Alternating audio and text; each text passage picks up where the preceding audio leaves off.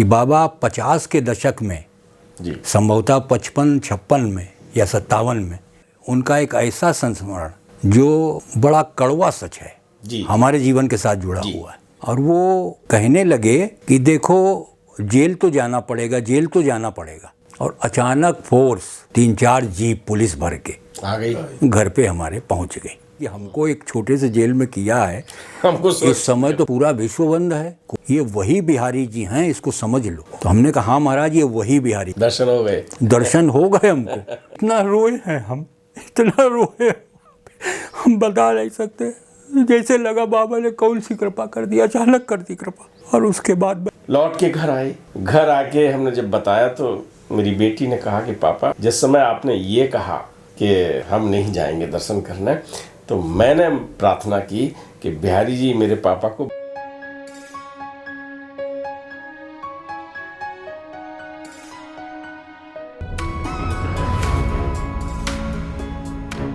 मित्रों नमस्कार, आप देख रहे हैं धर्मदर्श पत्रिका का यूट्यूब चैनल दस्तक मीडिया। मैं विनोद शुक्ल महाराज जी के ऐसे भक्तों से आपको मिलवा रहा हूं जिन्होंने महाराज जी का सानिध्य पाया है।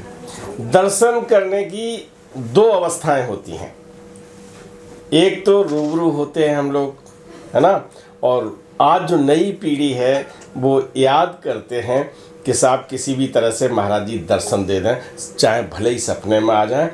या अभी एक और हमें अनुभव मिला है, उनकी कथा हम बाद में सुनाएंगे कि उन्होंने महाराज जी को किस रूप में बुलाया और किस रूप में मुलाकात हुई। अब जब आप स्वप्न में होते हैं तो अवचेतन अवस्था होती है ना। और हम जिनके सानिध्य में बैठे हैं, आप तो इंटर में पढ़ रहे थे तब महाराज जी के दर्शन किए, और आप उस समय 4 या 5 वर्ष के रहे होंगे। बिल्कुल। तो न तो पूरी तरह चेतना थी न पूरी तरह अवचेतन में थे। तो मानव देह लीला में भी महाराज के आपने दर्शन किए हैं। बताएं साहब आपने कैसे दर्शन किए और क्या याद है अब आपको? शुक्ल जी, परम सौभाग्य की बात है कि आज आप हमारे परिवार के बीच में हैं। अरे और बाबा जी के दर्शन के बारे में जहाँ तक बात है, अभी हमारे बड़े भाई साहब ने, डॉक्टर देवर शर्मा जी ने आपको अन्य तमाम बातें बतलाई जी कि बाबा 50 के दशक में जी संभवतः 55-56 में या 57 में हमारे परिवार में, हमारे पिता वेदों के उद्भट विद्वान थे और कहीं उनकी मुलाकात इटावा में हुई थी। वो संस्मरण रहा। बाबा ने कहा था कि हम आपके परिवार में आएंगे। 50 के दशक में बाबा हमारे परिवार में आए जी वो तमाम सी बातें हमारे बड़े भाई साहब ने भी आपको अवगत कराई जी। और अब हम आपसे थोड़ा सा उनका एक ऐसा संस्मरण जो बड़ा कड़वा सच है जी हमारे जीवन के साथ जुड़ा जी। हुआ है। और यही कमरा था, यहीं हम लोग बैठे थे जी इत्तेफाक। कुछ हम वरिष्ठ प्रबंधक रहे कोऑपरेटिव बैंक में जी। वहाँ पर कुछ ऐसा दैवयोग कहिए, हमारे प्रारब्ध का खेल कहिए, जी हमारे ऊपर कुछ अभियोग लगा। अच्छा। और उसके बाद में हमारे विरुद्ध अधिकारी ने, गलत सही तो बाबा निर्णय करेंगे जो भी होगा जी, लेकिन हमारे विरुद्ध FIR हुई। जी और इसी कमरे में बैठे थे शायद जो इन्वेस्टिगेशन ऑफिसर था, जी वो यहाँ पर भाई साहब के पास आया। संभवतः शायद उपाध्याय जी भी थे, हमारे दामाद हैं ये भी उस समय मौजूद थे। और उसने आके इन्वेस्टिगेशन के बारे में कुछ पूछा जी। तो अपने तरीके से भाई साहब ने अवगत कराया। फिर हमको फ़ोन से हमारे घर में हमको सूचित किया कि ऐसा ऐसा हुआ जी। तत्काल प्रभाव से उन लोगों के जाने के बाद, इन्वेस्टिगेशन ऑफिसर्स के जाने के बाद जी फिर हम यहाँ पर आए। चित्त बड़ा अशांत था, बहुत अशांत था। भाई साहब से चर्चा की, उपाध्याय जी से चर्चा की। ये निर्णय निकला कि तुम अशांत हो, अभी तुम वृंदावन चले जाओ। अच्छा। तो बिल्कुल आया कि निश्चित ये सही सलाह है और ऐसा हमें करना चाहिए। बाबा का स्मरण करते हुए और मैं यहाँ से गया और अपनी पत्नी को साथ में लेके और गाड़ी से मैं स्वयं ड्राइव करके जी वृंदावन चला गया। चित्त बहुत अशांत था और वृंदावन पहुँचने के बाद में वहाँ पे चैतन्य विहार में हमारे भाई साहब ने अथक परिश्रम से वहाँ पे एक मंदिर का निर्माण भी हुआ है, जिसमें भाभी का और भाई साहब का पूरा सहयोग रहा। बहुत बढ़िया। राधा माधव दिव्य देश, जी भगवान राधा माधव का मंदिर है। जी तो वहाँ हम लोगों के रहने की अच्छी व्यवस्था है। जी तो मैं अपने पत्नी के साथ तो वहाँ यहाँ से लगभग 2 बजे निकला दिन में जी और 6-7 बजे तक मैं वहाँ आश्रम में पहुँच गया। चित्त बहुत अशांत था, रात्रि विश्राम किया, बिहारी जी के दर्शन किए। जी रात्रि विश्राम करने के बाद दूसरे दिन चित्त में वहाँ पर एक मलूक पीठाधीश्वर राजेंद्र दास जी महाराज हैं। जी तो सबसे पहले तो हम अपने आश्रम से निकलकर बाबा के दरबार में गए। बाबा का जो स्थान है नीम करोरी बाबा का, अटल्ला चौकी पर, अटल्ला चुंगी पर, वहाँ पर पहुँच के हमने बाबा के दर्शन किए और प्रार्थना की, बाबा हमसे जो भी अपराध हुआ हो उसको क्षमा करते हुए, या हमारे प्रारब्ध में कुछ है ऐसा तो उसको आप देखिए।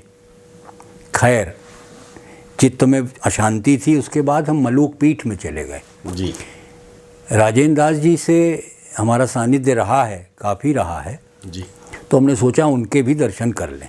जी तो जब हम उस मार्ग में थे और जब बिल्कुल मलूक पीठ पहुँचने जा रहे थे तो एक ऐसी घटना जीवन में हुई जो अभी भी रोमांचित कर देती है हमें। जी आगे आगे हमारी पत्नी थी, एक 3-4 कदम के पीछे हम थे।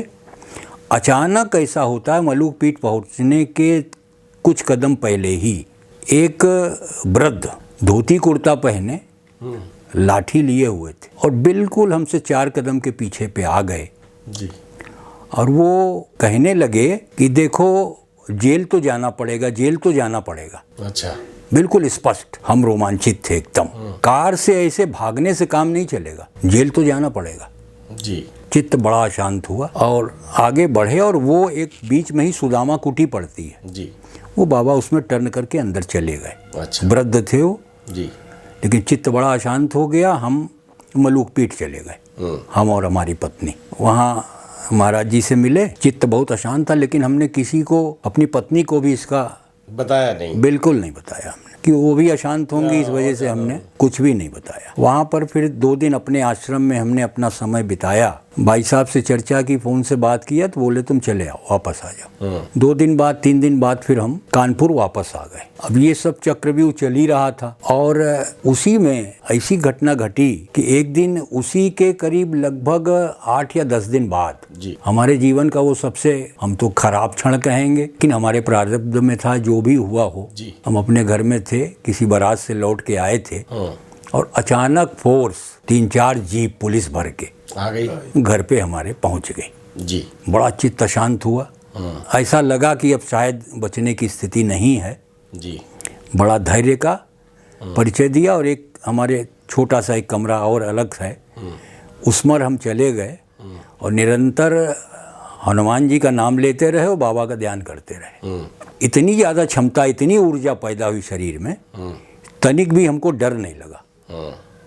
नीचे पुलिस आई चुकी थी, भाई साहब को भी हमने सूचना दी, भाई साहब भी वहाँ पहुँच गए थे नीचे। जी लेकिन बड़े बिल्कुल जैसे लगता है बड़ी मनोवृत्ति से और बड़े स्ट्रांग तरीके से नीचे उतर के आए और हमारी गिरफ्तारी हो गई। जी बहुत सहजता से हम चले गए उनके साथ अपनी गाड़ी में बैठ के, यात्री भी साथ में थे। इन्होंने अपनी कार निकाली, उसने ये कह दिया कि ठीक है आप अपनी गाड़ी से चलिए। तो हम अपनी गाड़ी से बैठ के चले गए और रात भर थाने में रहे। जी दूसरे दिन स्मरण करते रहे बाबा का और हनुमान जी का। दूसरे दिन फिर हमारा मेडिकल वगैरह करा के हमको जेल पहुंचा दिया गया। मैं जेल चला गया। स्मरण आया, बाबा ने कहा था जेल तो जाना पड़ेगा, जेल जाना पड़ेगा। तो बिल्कुल स्मृति में थी वो बात। जी लेकिन मन बड़ा दृढ़ था। जी और वहाँ जेल जाने के बाद में दूसरे ही दिन, खैर हमारी व्यवस्था बाबा की कृपा से अनुकूल हो गई दूसरे ही दिन, जी और हमको वहाँ के हॉस्पिटल में हमको वहाँ पे एडमिशन मिल गया जी और जेल के अस्पताल में हम दाखिल हो गए वहाँ। जी। तो वहाँ व्यवस्थाएं कुछ अनुकूल थीं, अन्य जगहों से काफ़ी अनुकूल थीं। उसी के तीसरे चौथे दिन पता नहीं बाबा की क्या वो थी कि कोविड हो गया। अच्छा। पूरा देश बंद हो गया जी। पूरा देश क्या, पूरा विश्व बंद हो गया। विश्व बंद हो गया।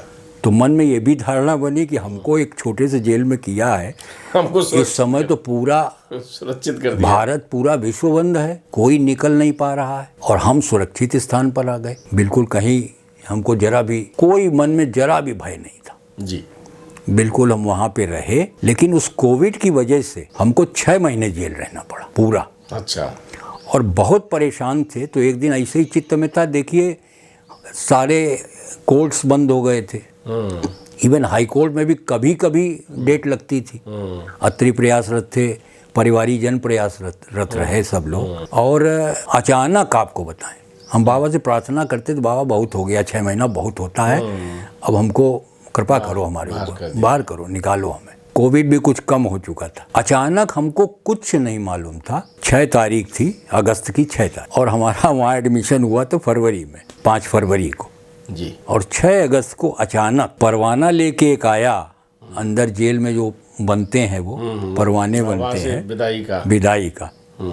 अचानक आ गया वो अंदर, हॉस्पिटल के अंदर। हमारा नाम पुकारा उसने, तो हमने कहा हाँ पतंजलि शर्मा हम हैं। हमने सोचा शायद सामान बच्चे भेजते रहते हैं, कुछ सामान लेके आया होगा। लेकिन उसने अचानक कहा कि आपकी रिहाई हो गई, आप जाइए, आप चलिए यहाँ से। इतना रोए हैं हम, इतना रोए हम बता नहीं सकते। जैसे लगा बाबा ने कौन सी कृपा कर दी, अचानक कर दी कृपा। और उसके बाद बच्चे बाहर खड़े थे, हम बाहर हो गए, निकल आए। एक तो ये संस्मरण हमारा है जो हमारे जीवन के साथ जुड़ा है, शायद जीवन के अंत में ही समाप्त होगा। मित्रों, ये जो क्षण आते हैं जिंदगी में, इसी किसी प्रारब्ध का फल होता है। और महाराज जी तो खुद थाने में बंद रहे, याद है ना आपको?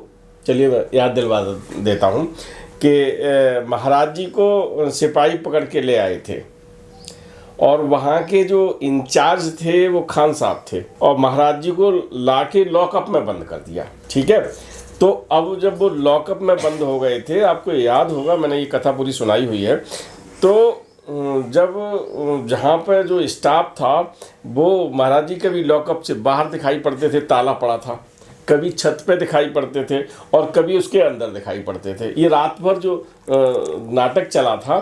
तो हम लोग क्या हैं? कुछ भी नहीं है। हर जिंदगी का कोई एक ऐसा पहलू हो सकता है जहां हम सोचते नहीं हैं और वो हो जाता है ना? तो इसमें कोई वो नहीं है। और आपने जिस सत्यता के साथ स्वीकार किया है, इसीलिए वो महाराज जी का मुझे प्रसंग याद आ गया कि महाराज जी उसमें थे। आगरा की घटना आपको मैंने एक कथा में सुनाई थी कि महाराज जी निकले जा रहे थे, चौराहे पर सिपाही था और महाराज जी ने वो सिग्नल नहीं देखा और तपाक से सिपाही ने महाराज जी के गाल पे चाटा मार दिया था, है ना? तो महाराज जी चलते गए। जब वहाँ के कप्तान ने ये सुना था तो कप्तान आया महाराज जी के चरणों में, कह रहे महाराज जी मैं उसे सस्पेंड कर देता हूँ, ये कर देता हूँ। तो महाराज जी ने कहा था कि नहीं, उसने अपने कर्तव्य का पालन किया है ना? तो ये दादा जिस दिलेरी से और जिस नेक दिल से आपने ये सुनाया, तो ये कोई महाराज जी का भक्त ही ऑन कैमरा सुना सकता है। मेरे भी बहुत सारे ऐसे अनुभव हैं, बहुत सारे चमत्कार हैं ज़िंदगी में, लोगों भक्तों ने सुनाए हैं और प्रैक्टिकल। जैसे महाराज जी की रसोई चल रही है, तो इस रसोई का भी किसी दौर में मैंने खुद फाँके खाए हैं, भोजन नहीं मिला, है ना? और आज उसी स्थल में, उसी मकान में सैकड़ों लोग भोजन करते हैं, तो बड़ी खुशी होती है। लेकिन ये पक्का है कि वो मेरी क्षमता में नहीं है। अगर मेरी क्षमता में होता तो मैं खुद क्यों भूखा रहता, है ना? वो कोई परम सत्ता है और सीधा महाराज जी वहाँ विराजमान हो गए हैं जिस दिन से, वहाँ ऐसा चल रहा है। एक घटना आपको अभी कुछ दिन पूर्व की, जी, वो भी आपसे शेयर करना चाहते हैं। जी, स्वागत है। हम अपने परिवार के साथ चित्रकूट का, हम लोगों का कार्यक्रम बना चित्रकूट जाने का जी। और यहाँ से हम दृढ़ निश्चय करके ये गए थे कि बाबा हमको कामतगिरी पे आपको दर्शन देना ही देना है जी। आप हमको अवश्य दर्शन दीजिएगा। ये मन में सोच के गए थे जी। यहाँ से खैर चित्रकूट चले गए, हनुमान धारा के दर्शन किए, जानकी कुंड किए।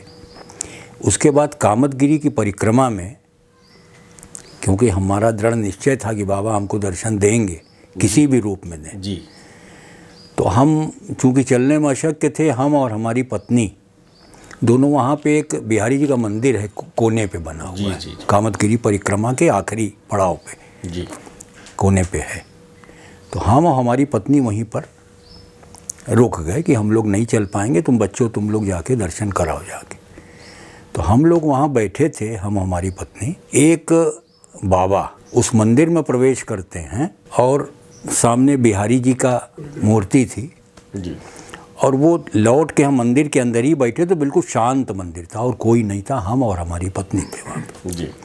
और वो बाबा उनके दर्शन करके लौटे और सीधे हमारे पास आके खड़े हो गए कि ये वही बिहारी जी हैं, ये वही बिहारी जी हैं, इसको समझ लो। तो हमने कहा हाँ महाराज, ये वही बिहारी जी हैं। हमारे मुंह से भी इतना ही निकला, नहीं निकला, और इतना ही करके बाबा बाहर हो गए। दर्शन हो गए। दर्शन हो गए हमको, हम आनंद में हो गए, आनंद में हमको दर्शन मिल गए। हमारा दृढ़ निश्चय था बाबा हमें दर्शन देंगे और उन्होंने हमें दर्शन दिया। ये छोटी सी आपको संस्मरण हमने अपना बताया। बिहारी जी की बात आई तो कभी कभी ये शिकायत भी होती है कि शुक्ला जी भक्तों की बात पूरी नहीं होने देते और अपनी बात रख देते हैं। कई अनुभव ऐसे होते हैं जो हम आपसे शेयर नहीं करते, लेकिन आज बिहारी जी की बात आ गई है। और ज़रा दिखा दीजिए सागर, बिहारी जी का भी चित्र लगा है और महाराज जी का भी चित्र लगा है ना। आप बिल्कुल सामने लगे हुए हैं और इन्हीं की कथा हम अपना आज एक अनुभव सुना देते हैं आप लोगों के सानिध्य में। मैं वृंदावन दर्शनार्थ गया था, मेरे साथ डॉक्टर दीपक पटवर्धन जी, एक उनके सहायक, और जो अभी शूट कर रहे हैं सागर और मैं, यही टीम थी हमारी आपकी। तो ये टीम जो है वृंदावन गए थे और उसी समय पूज्य देवराहा बाबा के जो शिष्य हैं, बड़े सरकार से भी बात करने का सौभाग्य मिला। तो वृंदावन में गए 2-4 जगह, और जब मैं घर से चला था तो समाचार पत्र पढ़ते हैं तो उसमें बिहारी जी के यहाँ इतनी भीड़ है, इतने लोग बेहोश हो गए, इतना ये हुआ, तो ये पढ़ता रहता था। और जहाँ भीड़ होती है, माफ़ कीजिएगा, दर्शन करने तो मैं जाता हूँ भीड़ में भी, लेकिन अंदर से इच्छा नहीं होती। तो जब मैं घर से चला, ये इसलिए सुना रहा हूँ, तुम ये समझ लो अब मैं कहानी सुना रहा हूँ आपको, आप लोगों के सानिध्य में सुना रहा हूँ, तो इसे कहानी मान के सुनिएगा। तो हमने जब वहाँ से प्रस्थान किया अपने घर से, तो मेरे बेटे ने कहा कि पापा जी वृंदावन जा रहे हो तो बिहारी जी के दर्शन करना। तो मैंने, बेटा वहाँ बहुत भीड़ होती है, हम नहीं जाएंगे। निश्चित रूप से मैं आपको और बता दूं, मैं अपने बेटे, अपने परिजनों की बात टालता नहीं। मेरी 5-6 साल की नातिन है और वो भी जब कुछ कहती है तो उस पर भी विचार करता हूँ और उसे एकदम डिनाई नहीं करता। लेकिन मैंने अचानक उनसे ये कह दिया कि नहीं, वहाँ भीड़ है, मैं नहीं जाऊँगा। और बुरा लगा होगा निश्चित रूप से, मेरी बेटी भी वहाँ खड़ी थी। हम लोग वृंदावन चले आए, वृंदावन घूमे और महाराज जी के दर्शन हमें करवाए, जो आपने भी देखे होंगे। हम प्रातः बेला में हनुमान जी, जिनका आप चित्र देख रहे हैं, वृंदावन के हनुमान जी, और जहाँ महाराज जी भी, एक और ये भी दूसरा चित्र देख लीजिए जिसमें महाराज जी खड़े हुए हैं इन्हीं हनुमान जी के समक्ष।